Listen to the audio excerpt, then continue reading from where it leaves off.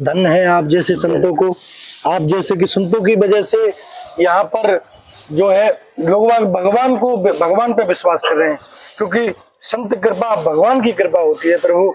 आप जैसे साधुओं की वजह से ये धरती आज भी खड़ी हुई है, और ये धरती पर आज भी पापी भी रह रहे हैं और भक्त भी रह रहे हैं। आप जैसे संतों की कृपा है महाराज, ये कृपा ऐसी बरसाए रखना। से पहले सारी बातें लिखी गई है कि कलयुग केवल नाम आधार, कलयुग आने से पहले नाम को आधार पहले ठहरा दिया गया है। हम आज कहें कि कलयुग में नाम आधार है तो मत मानिएगा, लेकिन ये पहले से पौराणिक जो नाम के द्वारा भगवान को पाए हैं उन्होंने लिख के गए हैं कि कलयुग केवल नाम आधार है। इसलिए जो पूर्ण रूप से अपने मन को नाम के आश्रित कर ले तो पल भर में भगवान उसे मिल जाएगा। संतों के मत से एक ही जवाब आया कि जो गुरु ने तुम्हें दिया है बस उसको तू साध लो और बाकी कुछ जानने की जरूरत नहीं है। तो गुरु जी ने तो हरि नाम दिए, भगवान का नाम दिए, भगवान के नाम के सिवा कुछ नहीं दिए। तो सारे संत खुश होकर के प्रसन्न होकर के कहते हैं कि तुम्हें जो खजाना मिल गया वो तो किसी को मिल नहीं सकता है। तुम उस खजाने पे अपने मन को केंद्रित करो, बाकी तुम्हें कुछ जानने की जरूरत नहीं है। गीता भी तुम में है और भागवत भी तुम में है, रामचरितमानस की एक एक चौपाई भी तुम में है। उसको जागृत करना है तो अपने गुरु का भजन करो। बहुत सुंदर बात। प्रभु आप सिले हुए वस्त्र नहीं पहनते हो, यही हाँ, इसी वस्त्र में सदैव रहते हैं। अच्छा, क्योंकि त्यागियों का कभी भी सिला हुआ वस्त्र नहीं चलता है। जब आपका नाम कहते कि नाम तो सब जाप कर रहे हैं, नाम जाप करने की पूरा विश्व, अभी पूरा राधा कुंड घूमिएगा, पूरा ब्रज घूमिएगा तो सबके हाथों में माला लटकी हुई है, सब नाम जाप में लगे हुए हैं। लेकिन नाम कैसे जाप किया जा सकता है जिससे हमें नाम का प्रभाव हमें शीघ्र गति से देखने को मिले? क्योंकि रामचरितमानस में जो चीज लिखा गया है वो कभी गलत नहीं लिख सकते, बेकार है ऐसा। मैं देखता हूँ समोसे खा रहे हैं यात्री और समोसे वाले के सिलेंडर पे भगवान को बैठा दिया। ये कहाँ का वो है प्रभु? इसके बारे में आप कुछ समझाइए लोगों को, ताकि लोगों को समझ हो। भगवान के साथ जिसका आप जाप कर रहे हो, जिसका आप स्मरण कर रहे हो, आप उनको गंदे हाथों से छू लेते हो, झूठे हाथों से छू लेते हो। देखिए, जैसे हम कुछ हमारे पास ठाकुर जी हैं, हमने रख दिया तो अभी तक इसका अभिप्राय आपको सीखने के लिए है। उस चीज पे दृष्टि डाल करके अपनी दृष्टि को गंदा नहीं करना है। उससे आपको सीखने की जरूरत है कि अभी तक हमने उसका कीमत नहीं जाना। जिसका मूल्य हमें पता हो जाए क्या हम उसे ऐसे ही चौड़े में रख देंगे? नहीं। जिसे 10 रुपए का पता हो वो खुले में छोड़ के चला जाएगा? कभी नहीं जाएगा। वो जान जाएगा कि यहाँ से कोई ना कोई उठा के लेके चला जाएगा। समझ गए? इसी प्रकार से हम भगवान को कहीं ऐसे वैसे स्थानों पे रख देते हैं तो उसका पाप की भागीदारी हम बनते हैं। बल्कि उस चीज को तो दृष्टि से देखना भी नहीं चाहिए, और जहां तक हो अगर हमें गलत लग रहा तो वहां हमें सही कर देना चाहिए। फिर वो मैं देखता हूँ हरिद्वार जाते हैं लोग बाग, गोलोक धाम में आते हैं ब्रजमंडल में, तो राधा नाम के कुर्ता पहन के आते हैं, ओम नमः शिवाय के कुर्ता पहनते हैं। क्या वो प्रभु ठीक है? देखिए, जिसके मन में राम नहीं बसे, जिसके हृदय में राधा नाम नहीं बसा, वो पूरे शरीर पे राधा राधा लिखवा ले तो कोई फर्क पड़ने वाला नहीं है। कहते हैं कि जैसे आपने हमारी कैमरा की तो ये चीज अगर यही चीज अगर आपने चित्त में कैमरा कर लिया, चित्त में अगर आपने मुझे बसा लिया तो हम आपके चित्त से कभी निकल नहीं पाएंगे। आपके कैमरा में क्या आज नहीं तो कल डिलीट हो जाएंगे।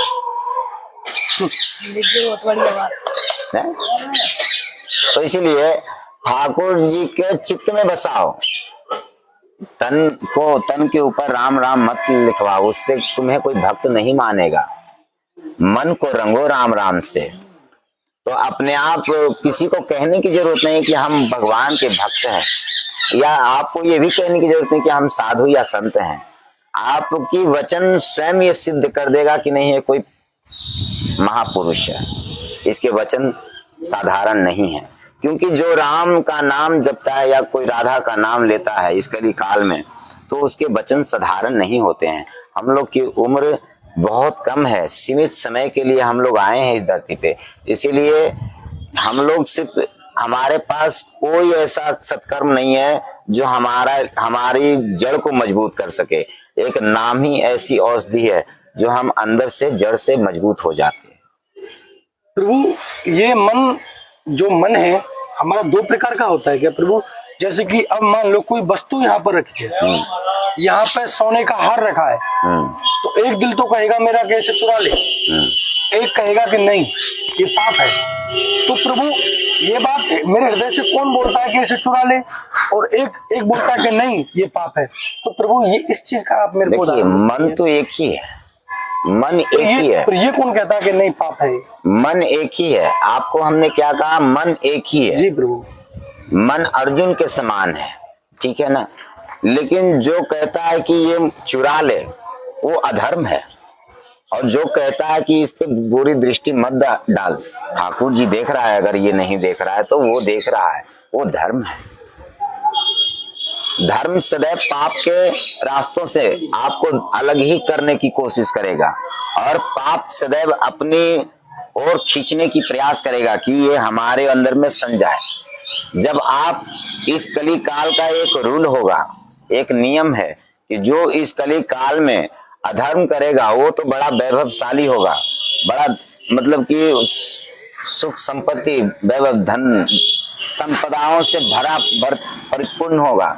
लेकिन जो भगवान की भक्ति करेगा वो इस कली काल में दुख और कष्ट को, विपदा को उठाएगा। क्यों प्रभु भगवान के भक्त क्यों दुख उठाते हैं प्रभु? क्योंकि जो लोग पाप करते हैं वो मरने से डरते हैं। जो लोग के मन विषयों में लिपटा रहता है वो कभी आवागमन के चक्कर से छूट ही नहीं पाते हैं, उनको विषय अपने से मुक्त होने नहीं देता है। जैसे धर्म आपको आजाद कर देगा, लेकिन अधर्म आपको संपूर्ण बंधनों से जकड़ देगा, बांध देगा, आपको चारों तरफ से गुलाम बना लेगा। अधर्म गुलाम बनाता है, धर्म आपको आजाद करा देता है।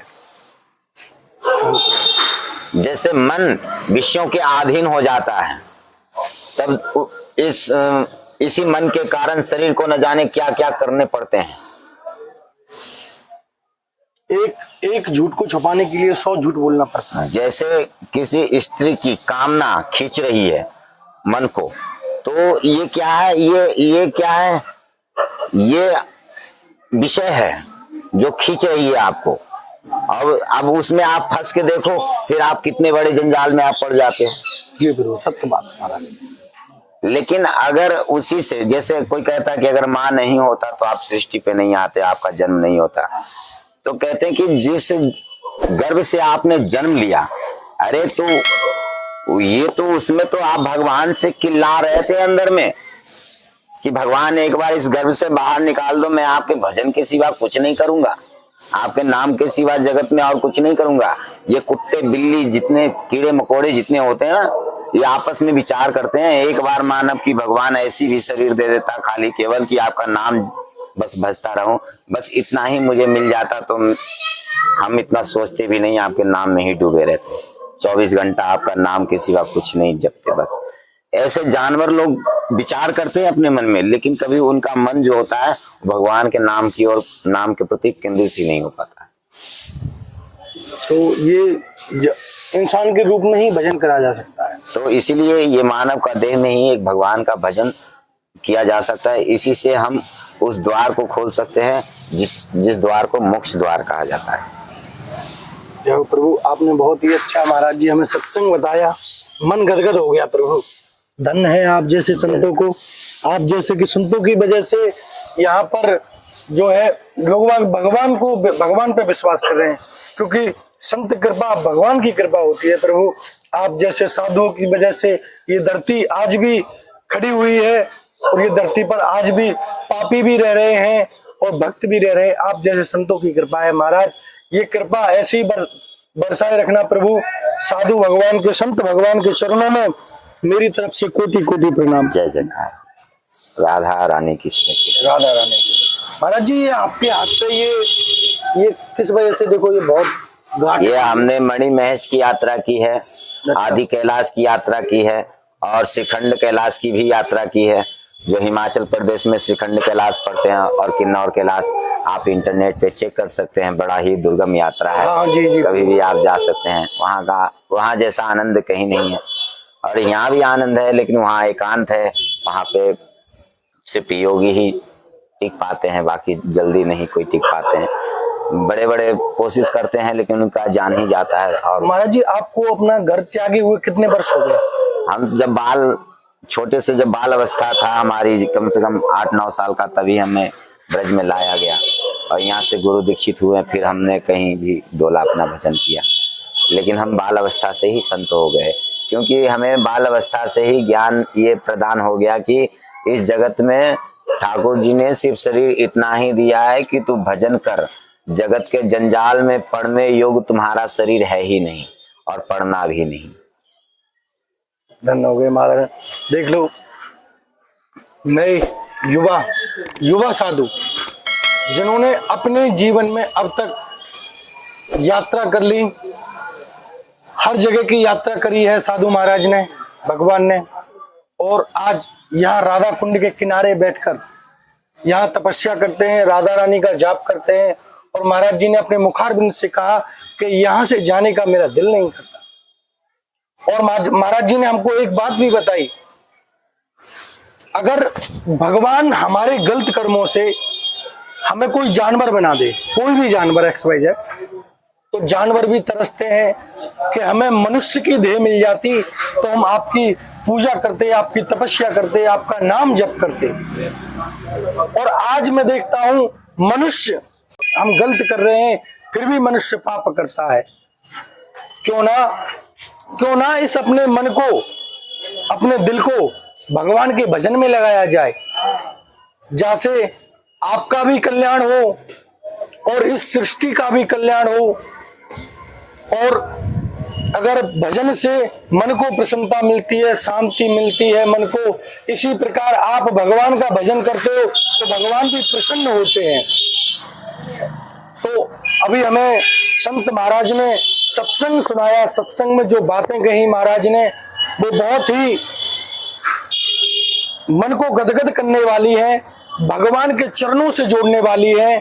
और दोस्तों, आपसे मेरी यही प्रार्थना होगी, ज्यादा से ज्यादा संतों के चरणों में जुड़िए, क्योंकि गुरु बनाना जरूरी होता है। गुरु की कृपा तो भगवान की कृपा होती है। तो आप सोचते होंगे साथियों, विश्वास हमेशा एक में रखो। अगर आप राम भगवान को मानते हो तो सब राम भगवान ही है, क्योंकि आत्मा परमात्मा होती है। प्रभु आत्मा परमात्मा होती है, उसके कई रूप होते हैं, तो आप किसी भी रूप की पूजा कर सकते हो। भगवान सिर्फ एक में विश्वास रखिए, निंदा किसी की मत करिए, किसी की भी निंदा नहीं करिए। सबको जय श्री कृष्णा, जय श्री राम बोलिए, राधे श्याम बोलिए। और आपको महाराज जी की वीडियो अच्छी लगी हो तो ज्यादा से ज्यादा वीडियो को शेयर करिए और कमेंट करिए और सब्सक्राइब करना ना भूलें। और ऐसे ही देखते रहें संत सेवा यात्रा और करते रहें संतों के दर्शन, जिससे आपके और आपके परिवार के दोनों के भाग्य खुल सकते हैं। और जय श्री कृष्णा, जय श्री राम।